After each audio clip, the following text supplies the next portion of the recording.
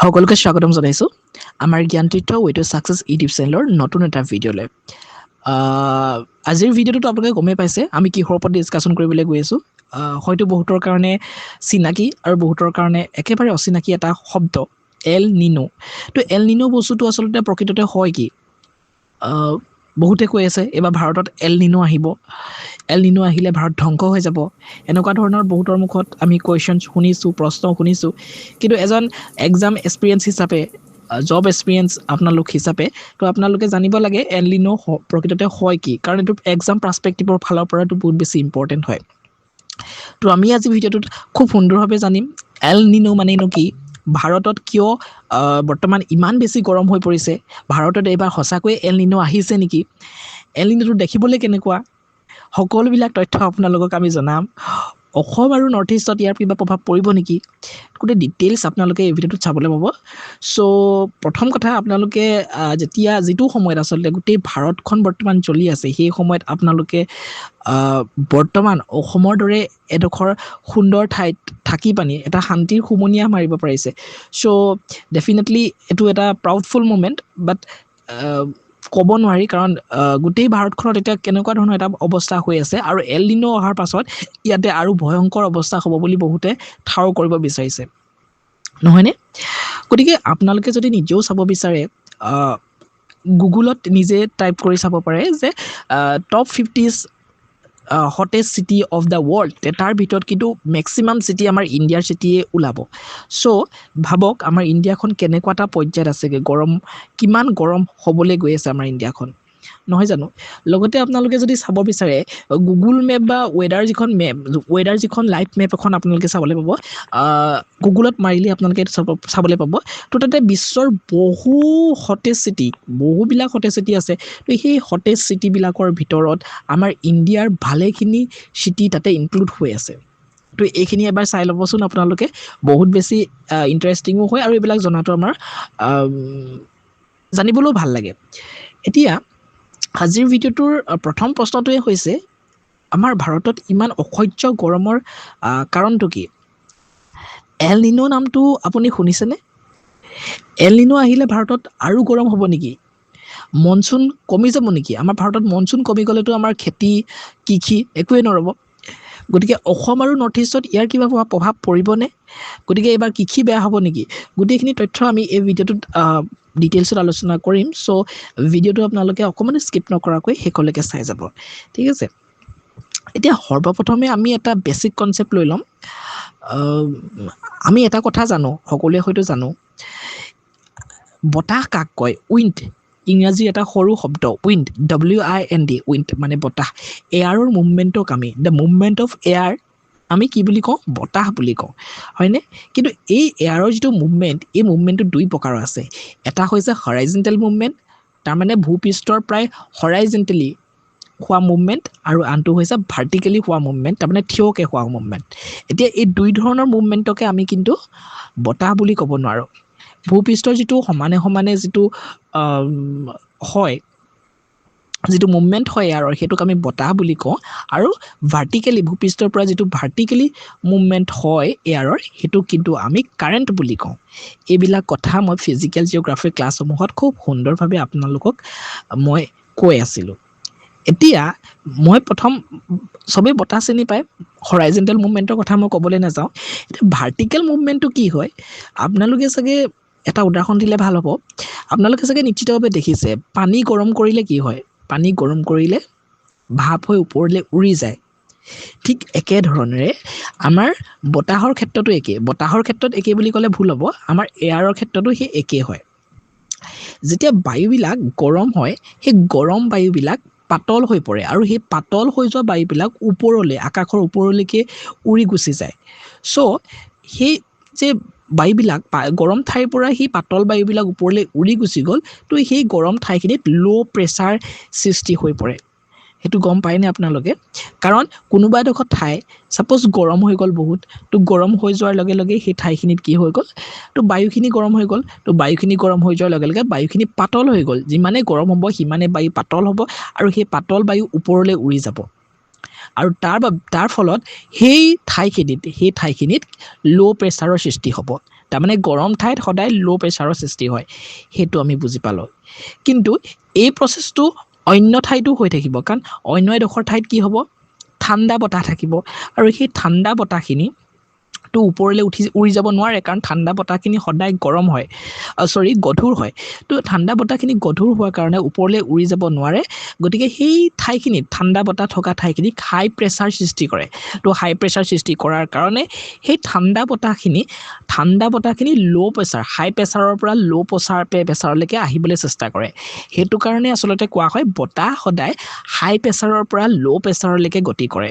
আৰু যাৰ বাবে আমাৰ ইণ্ডিয়াখনতে নহয় গোটেই ৱৰ্ল্ডখনত কি হয় যদিও গৰম হয় গৰম হোৱাৰ পাছতো কিন্তু এই গোটেই ৱৰ্ল্ডখন গৰমত ফাটি যোৱা নাই বা গৰমত জ্বলি শেষ হৈ যোৱা নাই কাৰণ এই গোটেই প্ৰচেছটো গোটেই ৱৰ্ল্ডৰ সকলোবিলাক ঠাইতে চলি আছে বতাহ সদায় হাই প্ৰেছাৰৰ পৰা ল' প্ৰেছাৰলৈ যাবই যাতে গোটেই টেম্পাৰেচাৰটো তেওঁলোকে মেইনটেইন কৰি ৰাখিব পাৰে এই যিটো মুভমেণ্ট হাই প্ৰেছাৰৰ পৰা ল' প্ৰেছাৰ তো এই মুভমেণ্টটোৱে আচলতে বহু সময়ত কি কৰে ৱেডাৰ আৰু আমাৰ ৰেইনফল নিয়ন্ত্ৰণ কৰাটো সহায় কৰে কিন্তু ইয়াৰ পিছতে আমি আৰু এটা কথা জানিব লাগিব এই টপিকটোৰ বিষয়ে আলোচনা কৰিবলৈ আগবাঢ়িবলৈ ভাৰতৰ কথাৰ বিষয়ে আমি পঢ়িবই লাগিব কাৰণ এতিয়া গোটেই হোল ঘটনাটো আমি জানি ল'লোঁ এল নিনোৰ কিনো সেইটোতো আমি আগলৈ পঢ়িম কিন্তু তাৰ আগতে এতিয়া ভাৰতৰ কথা আমি এবাৰ ভাবিব লাগিব আমাৰ ভাৰতত মে' জুন জুলাই এইকেইটা মাহত কিয় ইমান গৰম হয়নে সেইটো আমাৰ মাজত এটা ডাঙৰ প্ৰশ্ন হয়নে আমি সকলোৱে হয়তো জানো যে আমাৰ যিটো ছান সূৰ্য গোটেই ৱৰ্ল্ডতটো এটাই সূৰ্য আছে আৰু এই সূৰ্যটো কেৱল ট্ৰপিকেল ৰিজনত আৰু ছাব ট্ৰপিকেল ৰিজনতহে অভাৰহেড হয় কেৱল ট্ৰপিকেল ৰিজন বুলি ধৰি লওক কেৱল ট্ৰপিকেল ৰিজনতহে আমাৰ সূৰ্যটো অভাৰহেড হয় আৰু আমি সকলোৱে জানো আমাৰ ইণ্ডিয়াৰ মাজেৰে ট্ৰপিক অফ কেঞ্চাৰ পাৰ হৈ যায়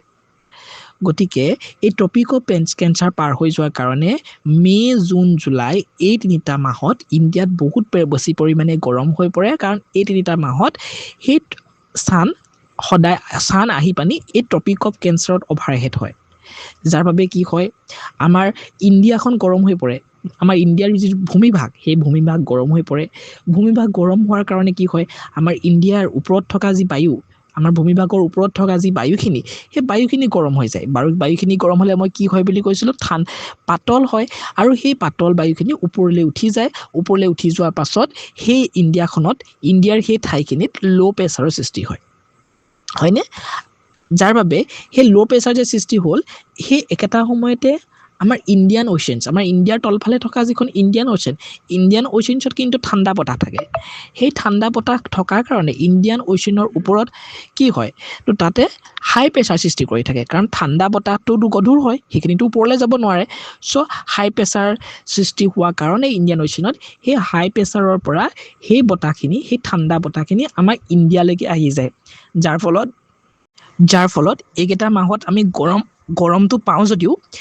দিনত যদি গৰম হয় ৰাতি ঠাণ্ডা হয় এনেকৈ ধৰণে গোটেই ছিষ্টেমটো বেলেঞ্চ কৰি ৰাখিবলৈ চেষ্টা কৰে বুজি পাইছে আৰু যে ইণ্ডিয়ান অ'চেনৰ পৰা এই ঠাণ্ডা বতাহটো আমাৰ ভাৰতলৈকে আনি পানি হাই প্ৰেছাৰৰ পৰা ল' প্ৰেছাৰলৈকে আহি পানি যে ভাৰতখনক বেলেঞ্চ কৰিলে ঠাণ্ডা কৰিলে তো এই যিটো প্ৰচেছ এই যিটো মনচুন ইয়াক কোৱা হয় ছাউথ ৱেষ্ট মনচুন আৰু এই ছাউথ ৱেষ্ট মনচুনৰ কাৰণেই আমাৰ ইণ্ডিয়াত কি হয় বৰষুণ হয় আৰু এই বৰষুণ হোৱাৰ কাৰণেই আমাৰ ইণ্ডিয়াৰ কৃষি পানী নদী অৰ্থনীতি এই সকলোবিলাক এটা ভাল ধৰণে চলি থাকে কিন্তু এই ক্ষেত্ৰত কেৱল এই ইণ্ডিয়ান অ'চেনৰ ছাউথ ৱেষ্ট মনচুনটোৱেই মানে ছাফিচিয়েণ্ট নহয় ইয়াৰ বাবে আমাৰ ভাৰতখনৰ বাবে আন এক প্ৰকাৰৰ এই একেই প্ৰচেছৰ আন এখনো দুৱাৰ আছে যিখনক আমি দুৱাৰ বুলিয়েই কৈছোঁ কাৰণ ভাৰতখনত ঠাণ্ডা কৰিবলৈ প্ৰথম দুৱাৰখনেই হ'ল ইণ্ডিয়ান অ'চেন প্ৰথম আৰু প্ৰধান দুৱাৰ যিখনে সদায় আমাৰ ভাৰতখনক সহায় কৰিব আৰু এই ক্ষেত্ৰত এইটো প্ৰতি বছৰে ঘটিব কিন্তু অন্য এখন দুৱাৰ আছে যিখন নেকি পেচিফিক অ'চেনৰ পৰা কি হয় হেণ্ডেল হয় যাৰ ফলত পেচিফিক অ'চেনৰ পৰা হেণ্ডেল হোৱাৰ কাৰণে প্ৰতি বছৰে পেচিফিক অ'চেনে কোনোবা এটা বছৰত মানে এই বস্তুটো বন্ধ কৰি দিয়ে চ' বন্ধ কৰি দিয়াৰ ফলতে এল নিনোটো আহে এতিয়া আমি ভাল ধৰণে জানিম এল নিনো আচলতে হয় কি ঠিক আছে তো চাওক এল নিনো হৈছে আচলতে পেচিফিক অ'চেনত ঘটা ঠিক এই একেই এটা ঘটনা তো আমাৰ ইণ্ডিয়াখনক ঠাণ্ডা কৰিবলৈ এতিয়া পেচিফিক অ'চিয়ানতো সেই একেই ঘটনা ঘটি আছে এই ক্ষেত্ৰত ক'বলৈ গ'লে চাওক ইণ্ডিয়াৰ প্ৰায় ওচৰতে অষ্ট্ৰেলিয়া আছে ইণ্ডোনেছিয়া আছে আমি জানো ঠিক যেনেধৰণেৰে আমাৰ ইণ্ডিয়াত বৰ্তমান ল' প্ৰেছাৰ হ'ল কাৰণ ইণ্ডিয়াখন বৰ্তমান গৰম হৈ গৈছে নহয় জানো গৰম হোৱাৰ কাৰণে ইণ্ডিয়াৰ যিখিনি বতাহ সেই বতাহখিনি পাতল হৈ গ'ল তো পাতল হৈ যোৱাৰ লগে লগে সেইখিনি ওপৰলৈ গ'ল আৰু ইণ্ডিয়াত ল' প্ৰেছাৰ ফৰ্ম হ'ল ঠিক একেধৰণে ইণ্ডিয়াৰ ওচৰৰ কাউণ্ট্ৰি ইণ্ডোনেছিয়া অষ্ট্ৰেলিয়া তো তাতো ঠিক একেধৰণে গৰম হৈছে তো গৰম হোৱাৰ কাৰণে সেই ইণ্ডোনেছিয়া অষ্ট্ৰেলিয়া সেই ঠাইসমূহতো বতাহসমূহ পাতল হৈ গৈছে পাতল হৈ ওপৰলৈ উৰি গৈছে আৰু সেই তাতো কি হৈছে ল' প্ৰেছাৰ ফৰ্ম হৈছে তো সেই ইণ্ডোনেছিয়ালৈকেও কিন্তু এতিয়া ক'ৰবাৰ পৰাতো হাই প্ৰেছাৰ আহিব লাগিব কাৰণ সেই ঠাইখিনিও বেলেঞ্চ হ'ব লাগিব আৰু সেই ঠাইখিনি বেলেঞ্চ কৰিবলৈ পেচিফিক অ'চিনৰ পৰা সেই বতাহটো আহে হাই প্ৰেছাৰটো আহে যিটো নেকি পেচিফিক অ'চিনৰ পৰা যিটো বতাহ আহে সেই বতাহটোৱে যিহেতু ইণ্ডিয়াখনো ওচৰতে আছে গতিকে ইণ্ডিয়াখনতো প্ৰভাৱ পেলায় ইণ্ডিয়াখনতো এই মনচুনৰ ক্ষেত্ৰত যথেষ্ট সহায় কৰে সাধাৰণ অৱস্থাত মই যদি কওঁ পেচিফিক অ'চিনৰ যিটো ইকুৱেডৰ অঞ্চল যিহেতু ইকুৱেডৰ অঞ্চলতে পৰিব তো তাতে ট্ৰেড উইণ্ডছটো পূবৰ পৰা পশ্চিমলৈকে বয় তাৰমানে ইষ্টৰ পৰা ৱেষ্টলৈকে আহে তাৰমানে ইষ্টটোতো পেচিফিক অ'চিয়ানৰ ফালে ইষ্টেই হয় আৰু এইফালে ৱেষ্ট ইণ্ডিয়াৰ ফালে ৱেষ্ট হ'ব যদি আপোনালোকে নিজেও চাই ৱৰ্ল্ডৰ মেপখন গম পাব তো তেতিয়া ইষ্টৰ পৰা ৱেষ্টলৈকে আহে পেচিফিক অ'চিয়ানৰ ৱেষ্টত সদায় ইণ্ডিয়াখনেই আছে তো সেই পেচিফিক অ'চিয়ানৰ ইকুৱেডৰ অঞ্চলত যিহেতু সেই ঠাইখিনিত ট্ৰেড উইণ্ডছটো কি হয় পূবৰ পৰা পশ্চিমলৈকে বৈ আহে যাৰ ফলত কি হয় সেই যিটো গৰম যিটো বতাহ সেই বতাহটো ইণ্ডোনেছিয়া আৰু অষ্ট্ৰেলিয়াৰ ফালে ধাৱমান হয় এইটো সাধাৰণ অৱস্থাত ইণ্ডোনেছিয়াৰ ফালে যেতিয়া গৰম বতাহটো ধাৱমান হ'ব তেতিয়া সেই অঞ্চলত ইভাপৰেশ্যনছ হ'ব ক্লাউড সৃষ্টি হ'ব ৰেইনফল বেছি হ'ব যাৰ ফলত তাতে ল' প্ৰেছাৰ সৃষ্টি হ'ব আনফালে পেচিফিক অ'চিয়ানৰ পূব অংশ তুলনামূলকভাৱে ঠাণ্ডা হয় কাৰণ তাতে হাই প্ৰেছাৰ ফৰ্ম হয় তাতে ঠাণ্ডা বতাহ থাকে তো তাতে হাই প্ৰেছাৰ ফৰ্ম হ'ব কিন্তু সেই যিটো সেই প্ৰচেছটো যদি তেনেকৈ ধৰণে চলি থাকে সাধাৰণ অৱস্থাত তো তেনেকৈ ধৰণে চলি থাকিলে এল নিনো বা এই ধৰণৰ কোনো এফেক্ট আমাৰ ইণ্ডিয়াত দেখা পোৱা নাযাব চ' তেতিয়া গোটেইখন চলি থাকিব বাট এই বছৰত কি হৈছে কিছুমান বছৰত এইটো হয় যিটো নেকি এই বছৰত হ'ব বুলি কোৱা হৈছে এই ট্ৰেড উইণ্ডছটো দুৰ্বল হৈ পৰাৰ লগে লগে এই প্ৰচেছটো সম্পূৰ্ণ ৰিভাৰ্চ হৈ পৰে য'ত নেকি আমাৰ ইণ্ডোনেছিয়া বা অষ্ট্ৰেলিয়াত ল' প্ৰেছাৰ সৃষ্টি হোৱাৰ সলনি অষ্ট্ৰেলিয়াতে হাই প্ৰেছাৰ সৃষ্টি হৈ যায় আৰু য'ত পেচিফিক অ'চিয়ানৰ পৰা য'ৰ পৰা হাই প্ৰেছাৰ পূৰ্বতে আহিছিলে তাতে ল' প্ৰেছাৰ সৃষ্টি হৈ যায় যাৰ ফলত গোটেই প্ৰচেছটো এটা ৰিভাৰ্চ প্ৰচেছ হৈ পৰে আৰু ৰিভাৰ্চ প্ৰচেছ হৈ পৰাৰ ফলতে আমাৰ ইণ্ডিয়াই এই সুবিধাখিনি নাপায় যাৰ ফলত সেই বতাহটো আমি নাপাওঁ আৰু সেই বতাহটো নোপোৱাৰ কাৰণে আমাৰ ইণ্ডিয়াত যথেষ্টখিনি অসুবিধাৰ সন্মুখীন হয় আৰু এই যিখিনি এই অসুবিধাখিনি কিহৰ কাৰণে হ'ল এইটো এল নিনো বুলি কোৱা হয় এই গোটেই ঘটনাটোকে সেইটো যিটো ৰিভাৰ্চ প্ৰচেছ এই প্ৰচেছটোকে আমি এল নিনো বুলি কওঁ আৰু সেই এল নিনোটোৱে এটা স্পেনিছ শব্দ হয় আচলতে এল নিনোটো আচলতে এইটো লিটল বয় ইফেক্ট বুলিও কয় গতিকে সেই এল নিনোটো আহিলে আচলতে ইণ্ডিয়াত এই ধৰণৰ প্ৰব্লেমে দেখা দিয়ে এতিয়া ডাঙৰ প্ৰশ্ন এটা নিজৰ মনতে উত্থাপিত হয় যে এল নিনোৰ লগত আমাৰ ভাৰতৰ সম্পৰ্কটো কি চাওক এল নিনো হ'লে পেচিফিক অ'চিয়ানত যিটো বায়ুৰ চাপ বায়ুৰ যিটো প্ৰেছাৰ সেই প্ৰেছাৰটো আৰু অ'চিয়ানৰ যিটো প্ৰেছাৰ এই দুয়োটাৰ পেটাৰ্ণটোৱে সলনি হৈছে বুজি পালে প্ৰথমতে এই বিষয়ে মই ডিটেইলছত কৈছোঁ চ' বিশ্বজুৰি কেৱল ভাৰততেই নহয় গোটেই বিশ্বজুৰি এই যিটো এটমস্ফেৰিক যিটো চাৰ্কুলেশ্যন এটা চলি থাকে এই গোটেই প্ৰচেছটোত এটা পৰিৱৰ্তন ঘটে কিন্তু এই ক্ষেত্ৰত ভাৰতত এটা ডাঙৰ এটা সমস্যাৰ সৃষ্টি হয় কাৰণ এই যিটো এল নিনো আহিলে মানে এই যিটো ৰিভাৰ্চ প্ৰচেছটোকেতো এল নিনো বুলি কোৱা হয় তো এই এল নিনোটো আহিলে কি হৈ গ'ল ভাৰতত মনচুনটো দুৰ্বল হৈ পৰে আৰু আপোনালোকে জানে আমাৰ ভাৰতত মনচুনটো কিমান বেছি ইম্পৰ্টেণ্ট তো মনচুন যেতিয়া দুৰ্বল হৈ যাব আমাৰ ভাৰতত ৰেইনফল কম হ'ব বৰষুণ কম হোৱাৰ লগে লগে আমাৰ ভাৰতত হিটৱেভটো বৃদ্ধি পাব বহুত বেছি গৰম হ'ব এনেকুৱা ধৰণৰ হ'ব পাৰে আৰু আমাৰ ভাৰতখন জানেই কৃষি প্ৰধান এখন দেশ হয় তো ভাৰতত সেই যিবিলাক কৃষি ক্ষতিগ্ৰস্ত হ'ব পাৰে ভাল ধৰণে খেতি নহ'ব পাৰে যাৰ বাবে আমাৰ ভাৰতখনৰ ইকনমিও ধ্বংস হ'ব পাৰে ধ্বংস বুলি ক'লে ভুল হ'ব ইকনমিটো ব্যাঘাত জন্মিব পাৰে আৰু এই এল নিনো হ'লে আমাৰ ভাৰতত পানীৰ সংকটতো পৰিব পাৰে কাৰণ ৰেইনফলে যেতিয়া নহ'ব পানীৰ প্ৰব্লেমো হ'ব পাৰে কিন্তু এইখিনিতে আমি এটা কথা স্পষ্টকৈ আপোনালোকক ক'বলৈ ভাল পাম যে বহুতে যেনেধৰণে কৈ আছে তেনেকুৱা ধৰণৰ আচলতে প্ৰকৃততে নহয়। এল নিনো মানে এটা ডাঙৰ কিবা ভয়ংকৰ গৰম নহয়, বহুত বেছি বেছি কিবা ভয়ংকৰ কিবা গৰম হ'ব তেনেকুৱা ধৰণৰ কোনো কথা নাই বা ভয় কৰিবলগীয়া নাই। কিন্তু ইয়াতে এল নিনো আহিলে এটা গৰম অহাৰ এটা প্ৰবেবিলিটি থাকে, এটা সম্ভাৱনা থাকে। চ' তেনেধৰণৰ গৰম হ'লে ডেফিনেটলি প্ৰব্লেম আমাৰ সকলোৰে হ'ব, কাৰণ এনেকুৱা ধৰণৰ গৰমতে আমি নিজকে সেই গৰমটোৰ সৈতে আমি টিকাব নোৱাৰোঁ। এতিয়া ডুবাইততো বহুত গৰম হৈ গুচি যায়, তো সেই ডুবাইৰ মানুহখিনিয়েতো সেই ধৰণেই নিজৰ তাৰ লগত এডজাষ্ট কৰি লৈছে, কিন্তু আমাৰ মানুহখিনিয়ে সেইখিনি এডজাষ্ট কৰিব পৰা ফটককৈ নোৱাৰে আচলতে, সেইটোৱেই। গতিকে এই ক্ষেত্ৰত আচলতে বহুতে কৈ আছে যে এল নিনো আহিলে ভয়ংকৰ কিবা হ'ব, তো এনেকুৱা ধৰণৰ একো নহয়, মাত্ৰ অলপ বেছি গৰম হ'ব পাৰে, তাতকৈ বেছি ভয় খাবলগীয়া একো নাই। এতিয়া আন এটা আমাৰ বাবে গুৰুত্বপূৰ্ণ প্ৰশ্ন এইখিনিতে থাকিব পাৰে যে অসম আৰু নৰ্থ ইষ্টত এল নিনোৰ প্ৰভাৱ পৰিব নেকি? হয়, যিহেতু আমি অসমৰ জনসাধাৰণ, তো আমি অসমৰ কথাটো জানিবই লাগিব, অসমত এই ক্ষেত্ৰত প্ৰভাৱ পৰিব নেকি? সেই ধৰণৰ প্ৰশ্নৰ উত্তৰত ক'বলৈ গ'লে হয়, পৰিব পাৰে, কাৰণ অসমতো এল নিনোৰ প্ৰভাৱ ডেফিনেটলি পৰিব পাৰে, কিন্তু ভাৰতৰ অন্য ঠাইসমূহত যিধৰণে এল নিনোৰ প্ৰভাৱ পৰিব ঠিক একেধৰণে ঠিক সেই পৰিমাণে অসমত নপৰিবও পাৰে। কিন্তু একে আষাৰে ক'ব নোৱাৰি যে অসমত এল নিনোৰ প্ৰভাৱ নপৰিব, বুজি পাইছে? তো এল নিনোৰ সময়ত আচলতে আমাৰ কি হয়, আমাৰ অসমখন বুলিয়ে নহয়, আমাৰ গোটেই নৰ্থ ইষ্টখন বিভিন্ন ধৰণৰ পাহাৰ বনাঞ্চল আৰু মইশ্চাৰ ৰিচ বায়ুৰ বাবে আমাৰ নৰ্থ ইষ্টখন এখন জনপ্ৰিয়, নহয় জানো? গতিকে ইয়াতে অলপমান ইফেক্টটো কমকৈ পৰিব ভাৰতৰ অন্য দেশসমূহতকৈ, ঠিক আছে?